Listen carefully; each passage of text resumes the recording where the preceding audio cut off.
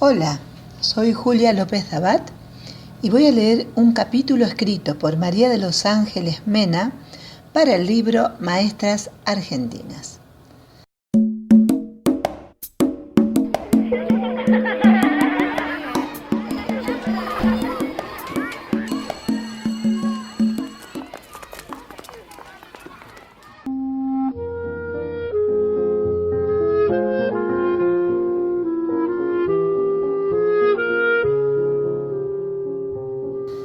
Dolores Dabat.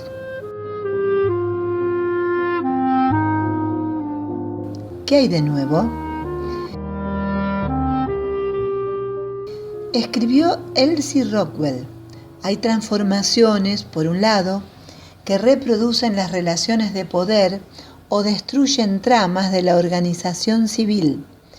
En cambio, hay reproducciones locales de la memoria histórica nacional o de saberes y prácticas populares que refuerzan los procesos de resistencia. Hay resistencias que transforman el sentido de prácticas tradicionales y reproducen la fuerza colectiva. Dentro de este cruce de procesos de reproducción, transformación y resistencia, se plantea el problema de distinguir el sentido de cada práctica social, incluyendo aquellas que ocurren en las escuelas. Los archivos de la Escuela Normal de Paraná guardan la historia de la primera institución argentina para la formación de maestres creadas en 1870. Allí, entre antiguos bolilleros, elementos de la didáctica Montessori, fotos y viejos cuadernos de registros, encontramos el nombre de la maestra que fue construyendo parte de su oficio docente del otro lado del río, en la ciudad de Rosario, en la Escuela Normal número 2, de la que comenzó a ser directora en 1924.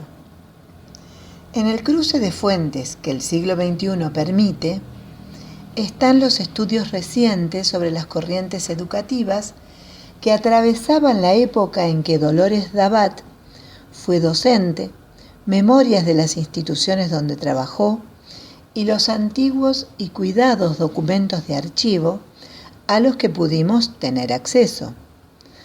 Dolores, según la documentación presente en el archivo de la Escuela Normal, nació en el Hospital de la Provincia de Entre Ríos, Paraná, el 2 de julio de 1869. Ingresó a la Escuela Normal Nacional en el año 1904, a los 14 años, a través de una beca provincial. Hay registro de su trayectoria educativa desde ese año hasta 1909. A partir de 1910 se encuentra, junto con otros compañeros egresados de la institución paranaense, trabajando como profesora normal en Gualeguaychú, Entre Ríos. La inmensidad de preguntas y reflexiones que la lectura de estos materiales dispara es inabarcable para los propósitos de este trabajo. Elegimos entonces centrarnos en un núcleo que nos permite enlazar preocupaciones y ocupaciones que hacen a uno de los sentidos más importantes, a nuestro entender, del trabajo docente: la construcción del oficio.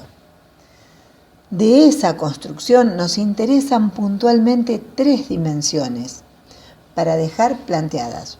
Por un lado, aquella que podríamos vincular a las relaciones de género dentro de la organización del trabajo docente. En segundo lugar, lo socioeducativo, en tanto espacio de confluencia de intereses de clase que entran en tensión en torno a qué educación y para qué sociedad se educa. Por último, cómo se piensa la tarea del enseñante en la institución educativa y en la sociedad. A través de los registros que legó Dolores, desde su escritura y la de quienes con ella trabajaron, intentaremos ir desde las preocupaciones nuestras de hoy hacia las huellas que esta maestra dejó en la historia educativa de la región.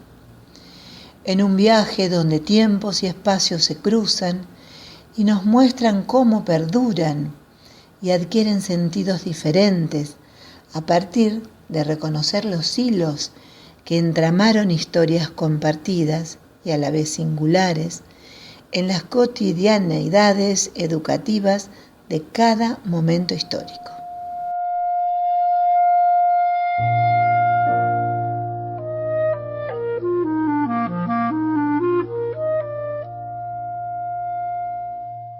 De lo que se puede ver en los archivos, la mayoría de quienes egresaban de la Escuela Normal de Paraná se dirigían a cubrir cargos docentes en otras escuelas normales que se fueron abriendo, ya sea por recomendación o pedido específico de las instituciones. Así Dolores fue a trabajar como maestra a la Escuela Normal de Gualeguaychú antes de entrar a Rosario. Decimos pedido porque pudimos encontrar en el archivo una petición singular emitida desde la ciudad de Pergamino que solicitaba especialmente maestros machos. En una carta fechada el 4 de marzo de 1904, encontrada en uno de los libros copiadores de correspondencia común, un exalumno de la escuela, que se encontraba trabajando en Pergamino, Buenos Aires, de apellido Correa, solicita a la institución, por intermedio del señor Villalba, un buen candidato para que se ocupe de la dirección de un grado y deseo que usted me lo busque y recomiende a la brevedad posible. Desearía un profesor macho que a la competencia profesional uniera el don social muy importante en estos pueblos semisalvajes. Se vislumbra cómo la incorporación de varones al oficio de enseñantes no dejaba de estar sesgada por la asignación de roles de género.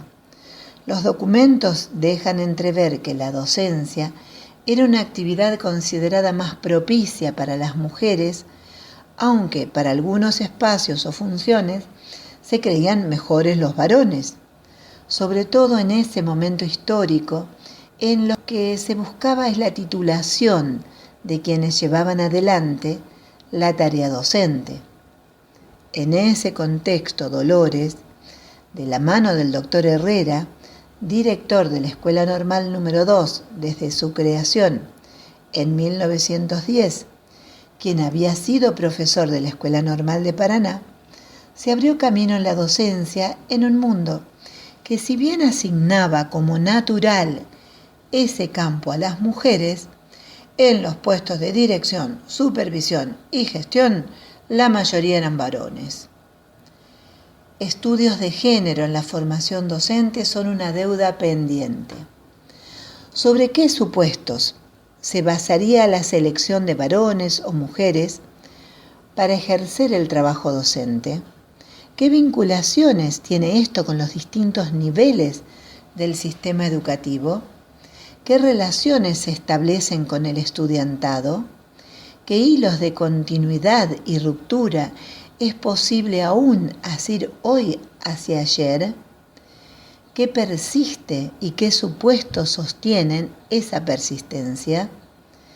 ¿Qué se ha transformado y en base a qué procesos sociales?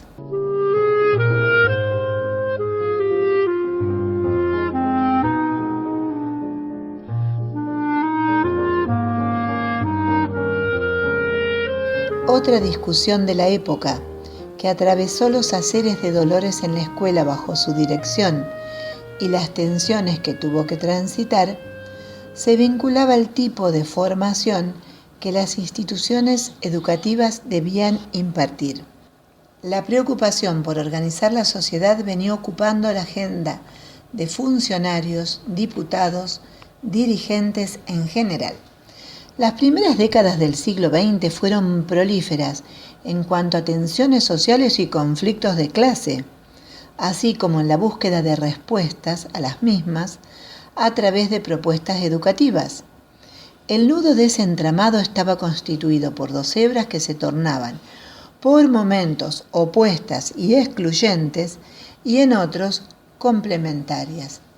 La educación manual, práctica, laboral, y la educación teórica intelectual general. Desde donde se pensaba esta cuestión incluía miradas pedagógicas, económicas, sociales, políticas. Esta tensión cobra sentidos particulares en el plano local rosarino, en un momento que las memorias de la Escuela Normal número 2, dirigida por Dolores, denominan Crisis de 1921-1922. En ese apartado se describe con minuciosidad la forma en que a partir de una pregunta que se retorna hacia el final del capítulo, a saber, ¿sobran maestros o faltan escuelas?, se despliegan una serie de posiciones y acciones que se sostenían en una visión de la escolarización y de la educación en la sociedad dispar, antagónica y en disputa.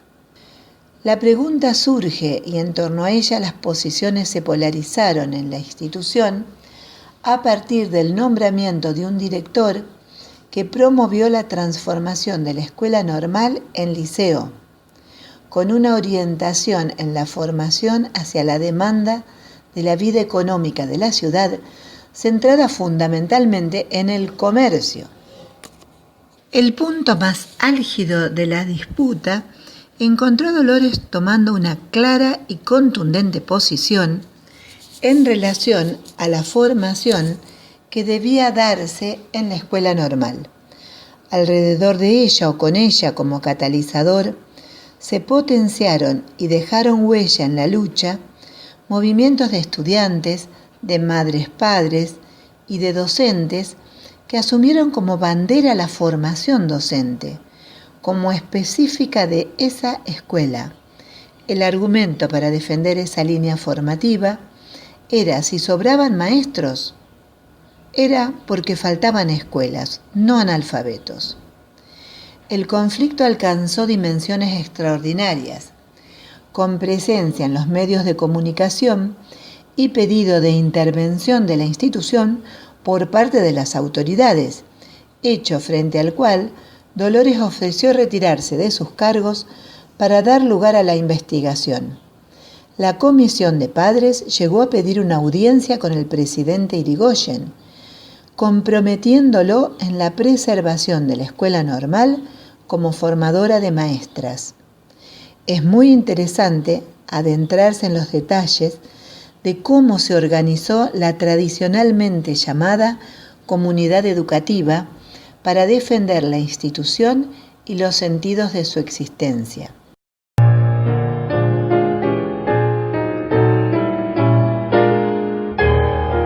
Nos interesa, en tercer y último lugar, dar cuenta de la forma de entender la labor docente por parte del grupo para el que Dolores Dabat era una clara referencia. Este encontraba en la escritura un modo de dejar testimonio de sus haceres, pero también y fundamentalmente un espacio para la reflexión sobre los mismos.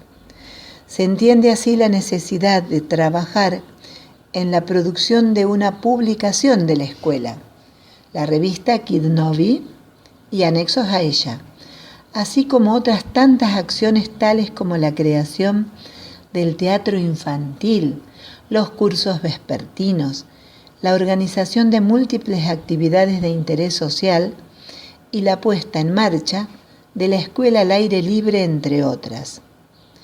En este contexto se caracterizó a alguna docente como la maestra intelectual. Se valoraba en el desarrollo de la tarea el espíritu crítico y de modo particular se ponderó el compromiso social asumido por Dolores en su tarea. La creación del Centro Cultural Estudiantil en 1927, luego Centro Estudiantil y finalmente Centro Estudiantil Pascual Romano, promovido por Dolores, es narrado en las memorias antecitadas de la siguiente manera.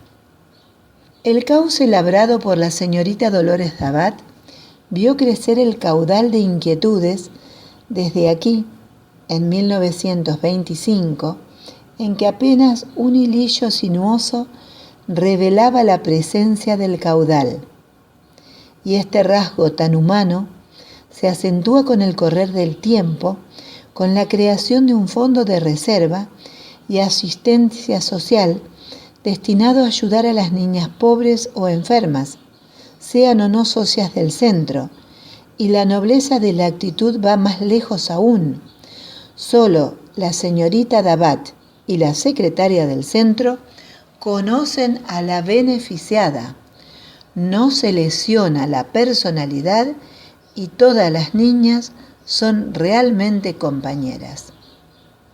El meticuloso registro y la profundidad de análisis de las memorias escritas bajo la dirección de Dolores nos permite hoy recuperar una manera de concebir el trabajo docente como un proceso fundado en la reflexividad sobre la práctica. En uno de sus escritos, Dolores proponía tratar de ensayar con las alumnas practicantes métodos de enseñanza en la escuela primaria, recogiendo experiencias e inquietudes antes que dar sistemas que en todo caso es muy fácil consultar en la copiosa bibliografía de la pedagogía metodológica que está al alcance de todos. En esta ciencia fundamental para el maestro, mejor la capacidad de recepción que la asimilación dogmática. Los que estamos en contacto con los niños pedimos que se tenga en cuenta nuestras observaciones. Encontramos que es esta la realidad. A los maestros no nos interesan hoy propiamente los métodos sistematizados. Nos interesan las observaciones que nos conducen a respetar al niño en sus modalidades personales y en ese sentido todo lo que se aproxime a lo real y favorecer la manera espontánea de vivir de la infancia. Es importante detenernos en estos párrafos que al decir de Áñez Heller se nos presentan como el fermento de la historia. Estamos frente a la posibilidad de que el trabajo docente fuera pensado como un oficio que se construye en el hacer, como construcción histórica. ¿Es ese hacer el que debe ser recuperado, recogiendo experiencias e inquietudes? ¿Hay un reclamo de la docencia a ser escuchada en aquello que le es propio, el conocimiento y la propiedad sobre su proceso de trabajo? Nos estamos preguntando acerca de las reflexiones que movilizaban a este grupo de docentes a reclamar su participación en los procesos de transformación educativa y cómo Dolores, en tanto directora de ese grupo, se encargó de dejar sentado. Nada ha sido introducido forzadamente. El ensayo ha sido paulatino y la experiencia ha permitido, año tras año, la intercalación, la supresión o la suplantación de prácticas con el fin de rectificar o ratificar procedimientos. Nos planteamos que más allá de si estas derivas se plasmaban o no en una acción consciente de militancia gremial o política, es el reclamo de participación en el proceso de producción de conocimientos sobre la propia práctica el que pensamos en clave emancipatoria y de desalienación del trabajo docente.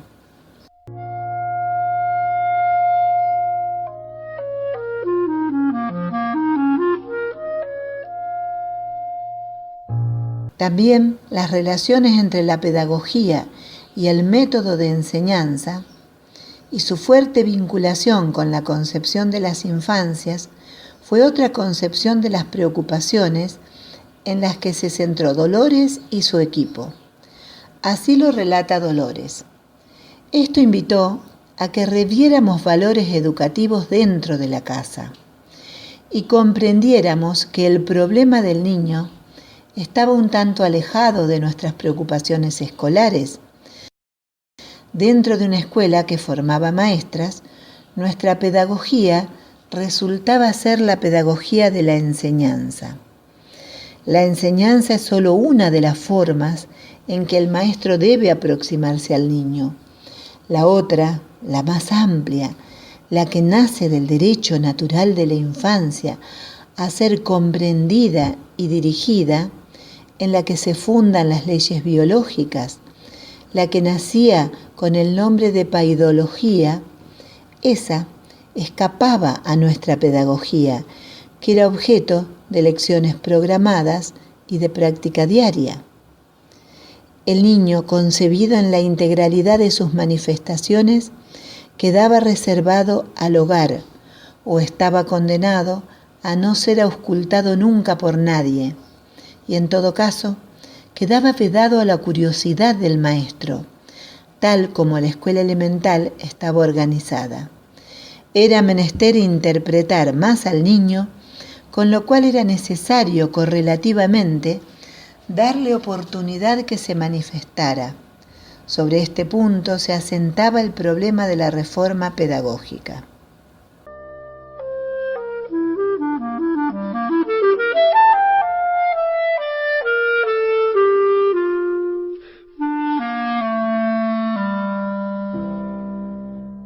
Esta forma de pensar en las subjetividades con las que la docencia trabaja se nos presenta como un antecedente a tener en cuenta para analizar lo que se consolidó con el tiempo en el denominado paradigma de derechos. Esa vuelta hacia los intereses de las infancias singulares en oposición al universalismo de los sistemas, reclamando que sea la niñez el centro organizador de la actividad escolar, se constituye en un antecedente clave para pensar la educación en nuestros días. La reflexión sobre la enseñanza también contempló los tiempos de aprendizaje de las infancias, la edad cronológica, la conformación de los grupos y la organización en grados, y el pase de uno al otro, la organización en cátedras del secundario y las características de los docentes. No decimos que la forma en que se organizó la actividad escolar se haya sentado sobre los mejores criterios o haya resultado la más apropiada. Lo que nos interesa destacar es que, por un lado, hubo lugar para pensar sobre ello, a la vez que se ubicó la importancia de escribir y dejar registro de la experiencia, cómo se estudiaba para ser docente, cómo se trabajaba y cómo se socializaban los saberes que este proceso de trabajo generaba. De alguna manera, Dolores pudo y supo pensar en la escuela como un espacio de coformación, reclamo de una vigencia asombrosa en el colectivo docente. Por supuesto, queremos señalar que frente a las promesas de una ineludible actualización de la escuela y de las prácticas que en ella se dan, o ahora en tiempos de pandemia a través de ella se generan, frente a quienes encuentran en la institución escolar el origen de todos los males de una sociedad o por el contrario su única salvación, frente a quienes pronostican su desaparición o la desean, hemos optado aquí por ir en busca de aquellas huellas del pasado que nos permiten pensar una escuela para una mejor humanidad. Entendemos que la institución escolar es ese lugar donde se encuentran múltiples proyectos de vida, sociales, políticos y económicos. En ese encuentro se maceran de manera particular y nunca predecible, ni linealmente, distintas alternativas para quienes por ella transitan. Ir en busca de algunas señales que docentes como Dolores Dabat dejaron en sus pasos como enseñantes es una manera de convocar la tradición sin romantizarla, sino como una experiencia cuya recuperación puede hacernos pensar e interpelarnos en la actualidad.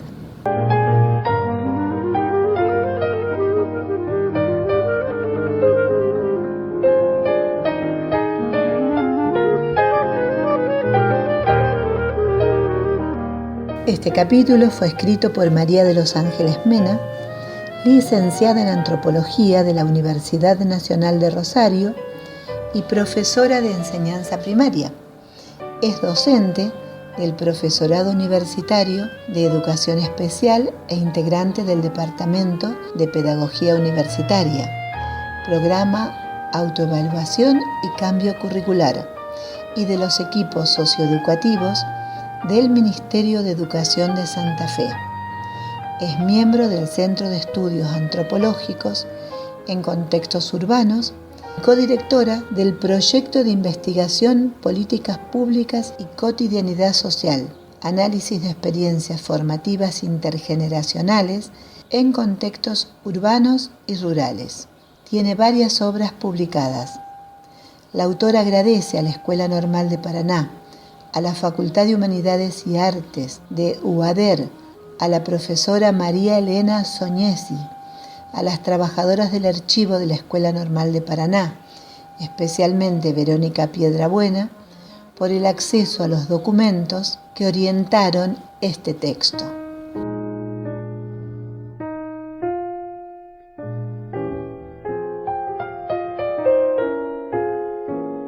Espero que hayan disfrutado la lectura.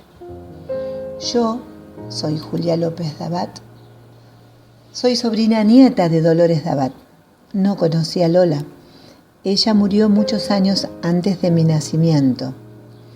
En mi casa de infancia se la nombraba a menudo y se recordaban sus ideas y experiencias. Todos mis mayores se dedicaron a la educación pública y vivificaron sus búsquedas. Soy psicóloga, trabajo en un hospital público en un pueblo llamado Rancul, en La Pampa. Escribo cuentos y guiones. Me emocionó leer este hermoso trabajo.